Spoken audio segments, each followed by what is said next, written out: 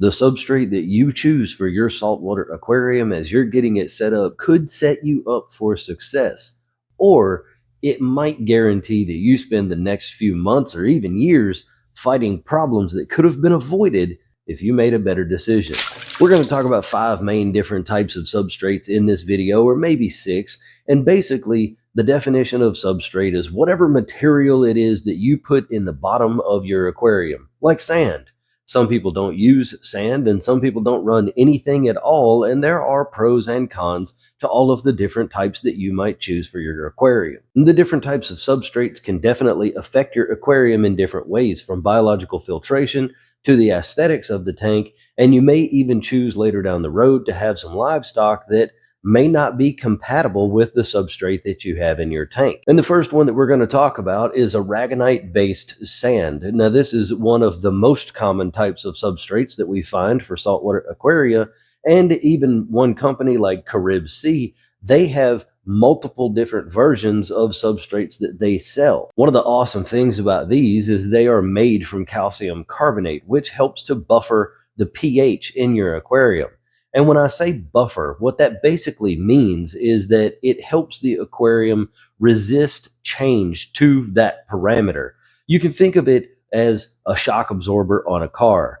It helps absorb the bumps. It makes things a little bit smoother. It doesn't eliminate the bump completely, but it makes things a lot nicer. And that's basically what this type of sand can do. You can get it in a whole bunch of different types, from like super sugar fine all the way up to a coarse grain, and choosing the correct grain for the aquarium that you intend to put together is very important. A lot of people like to keep fishes like wrasses and things, and these guys like to burrow down in the sand sometimes at night to go to sleep or whatever. Other fish like diamond gobies and bottom-dwelling gobies, and using cleaners like nacerious snails and things like this, and tiger conchs and stuff, those require a smaller grain sand.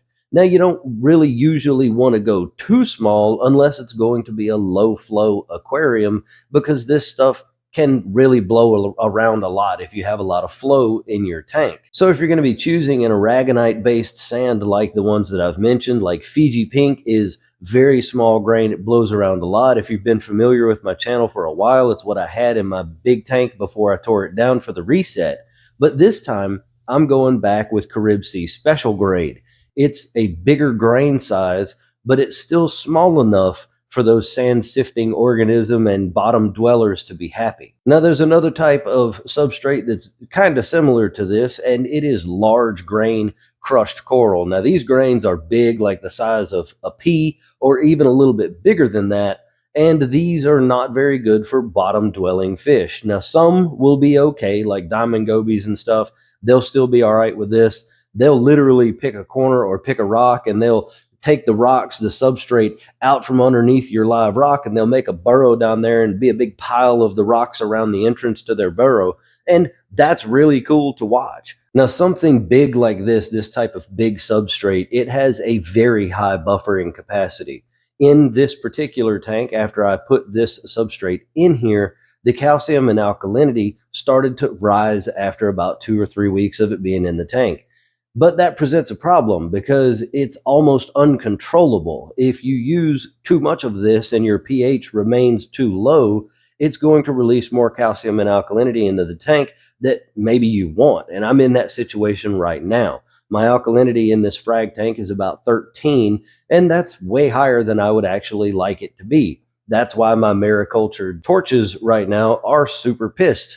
But this aquacultured torch doesn't care at all. But one thing you have to watch out for with this is the large grain size makes this stuff a detritus trap.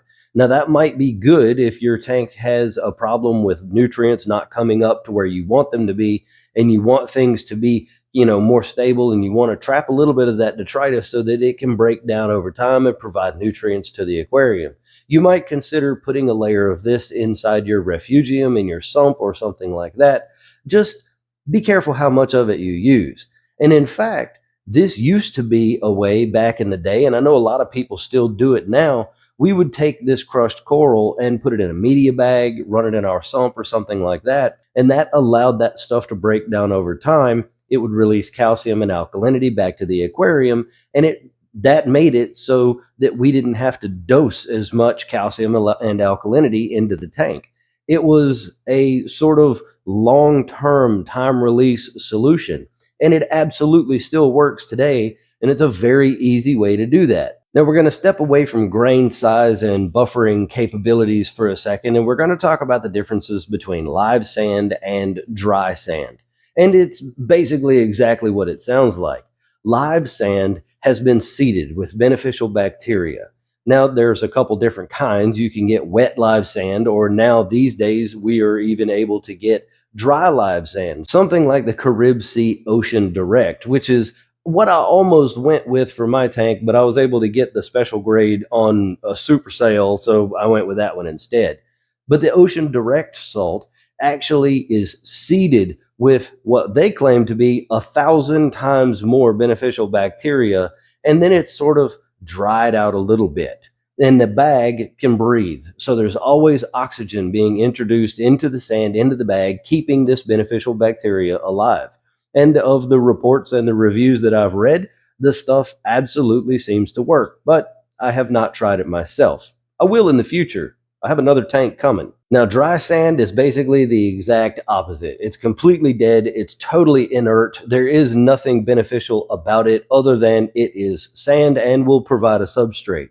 Now, it will become live over time as the tank matures and things, all the biological processes start going on in the tank. It just takes a whole lot longer. But I would caution you with the live sand, if that sand sits around for a really long time, it can begin to build up ammonia inside that bag.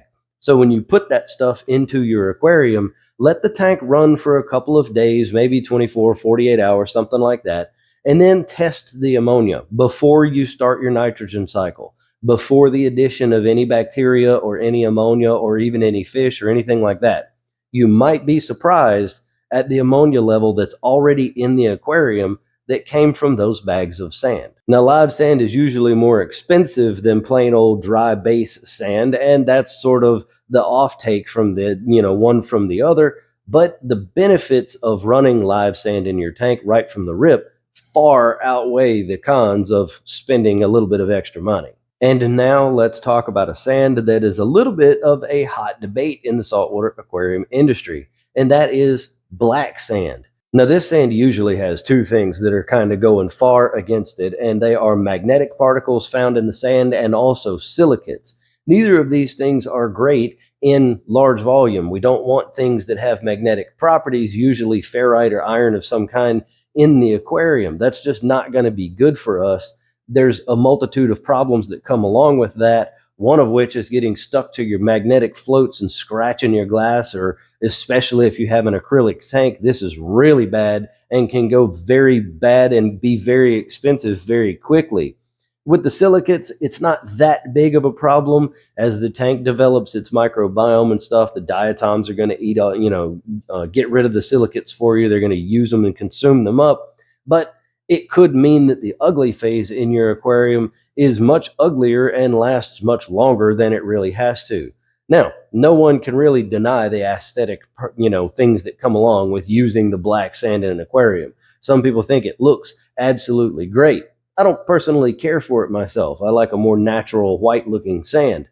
But if that's what you want to go with, I would highly recommend getting a magnet of some kind, a pretty strong one, and just roll it around in the sand. Once you get the sand in the tank, do it a whole bunch of times and try to pull as much of that magnetic stuff out of the sand as you can. And one more type of substrate that you might choose to run in your tank is not running any substrate at all. We call this a bare bottom tank, and it definitely has some pretty heavy pros and cons. Now, obviously, right off of the bat, you're going to be able to see that running a tank with no sand or no rocks or substrate on the bottom of the glass is going to make it very easy for you to clean this tank. You're going to be able to see detritus building up super easily, and you'll be able to just vacuum that stuff out.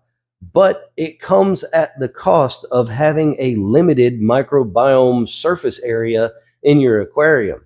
The sand in our tanks is one of the biggest, if not the biggest, available area for surface bacteria to colonize. And these are the nitrifying bacteria and all of the other bacteria that are going to convert different things into the aquarium, into the nutrients that we want for our corals to thrive. Not running sand in your aquarium absolutely does reduce the amount of this surface area. Now, it can be overcome by using other methods like bio blocks and bricks and ceramic bio balls and things like this in your sump or whatever.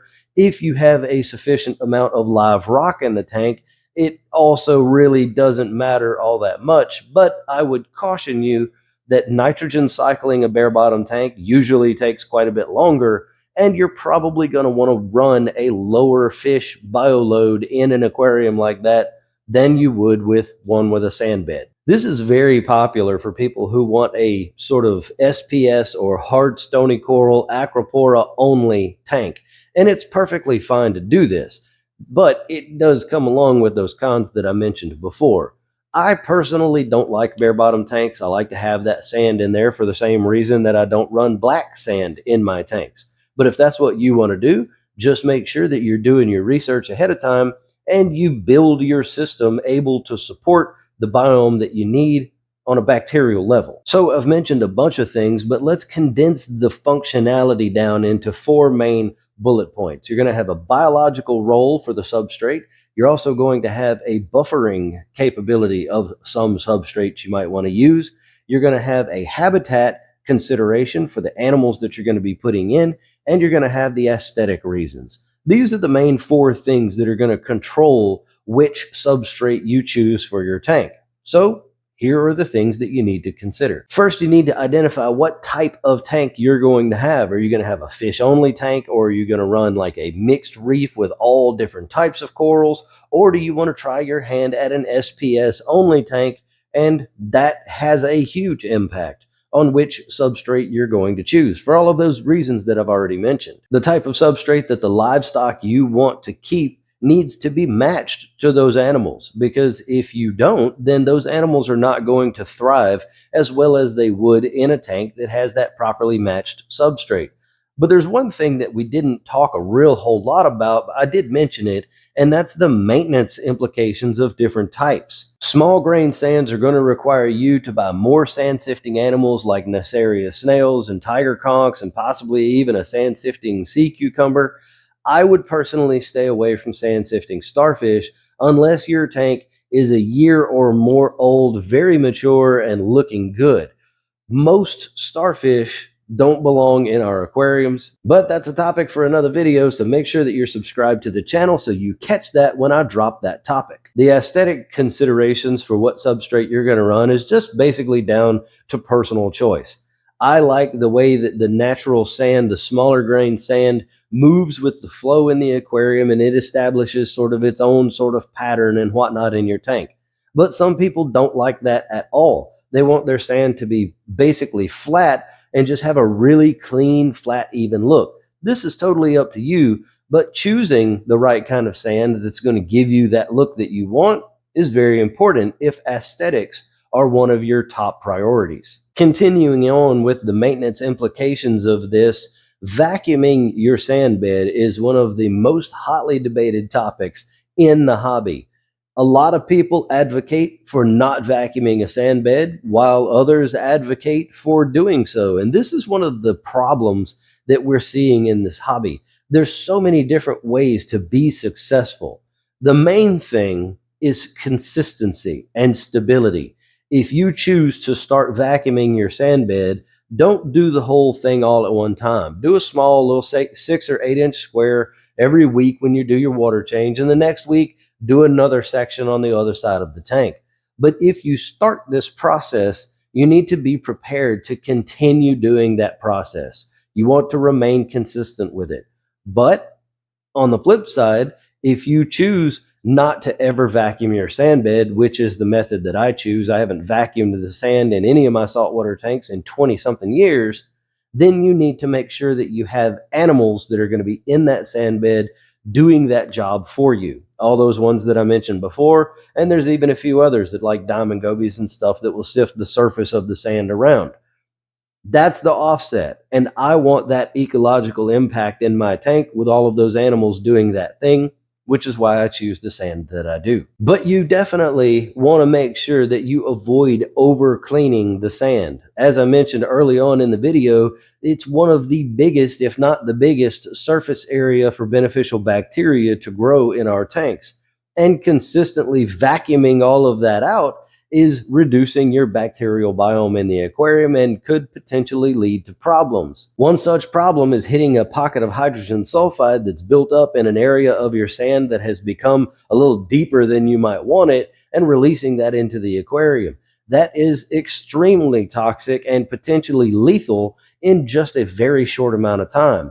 So if you're going to be doing the vacuuming of the sand bed, make sure you're vacuuming it completely out of the aquarium and not just through something like a filter sock, recirculating it back in. And quickly, since I mentioned it, let's talk for a second about deep sand beds and depth of what you should run in your tank. A normal mixed reef or any tank that you're going to be running, much like this little sea cardinal tank I have here behind me, 1 inch to 1.5 inches, 2 inches max is probably going to be the most that you want to run. Once you go past that point where you get into 3, 4, 5, 6 inch depth of your sand bed, this is considered a deep sand bed. And what's going to happen is these big deep pockets are going to build anaerobic bacteria that don't need any oxygen to survive. And one of the byproducts of their biological processes is hydrogen sulfide. And for the reasons that I mentioned just a few minutes ago, most people don't want this in their tank. So I don't recommend running a deep sand bed in your display. Now, running a deep sand bed on your tank, or a DSB as we used to call it, can be potentially beneficial to the tank. These anaerobic bacteria break down nitrates into nitrogen gas, which is then released from the tank, and it helps control your parameters. So if you want to dig in and do a little research, you're probably going to want to run one of these in one of the areas of your sump. And I might even be doing that when I set my 210 back up. And one of the main things that I would tell you to avoid in this case is using any sort of freshwater sand or play sand type of substrate. Usually these things are packed full of silicates and they're going to cause you a problem with diatoms throughout the life of the tank, or at least for many months into the first year. Some people do like the way that it looks because it's a more tan, kind of a beige coloration, and it hides detritus and diatoms and a little bit of dinoflagellates here and there, makes them so that you can't see them as easily. And I get that completely, but that sand really just isn't suitable for what we're trying to do and how nice and clean we're trying to keep our tanks. So, with all of that said, what is the best substrate for your saltwater aquarium? Well, that completely depends on what you want your saltwater aquarium to be. Why don't you watch this video on the screen right now? I think you're going to find that super interesting, and I'm going to catch you over there.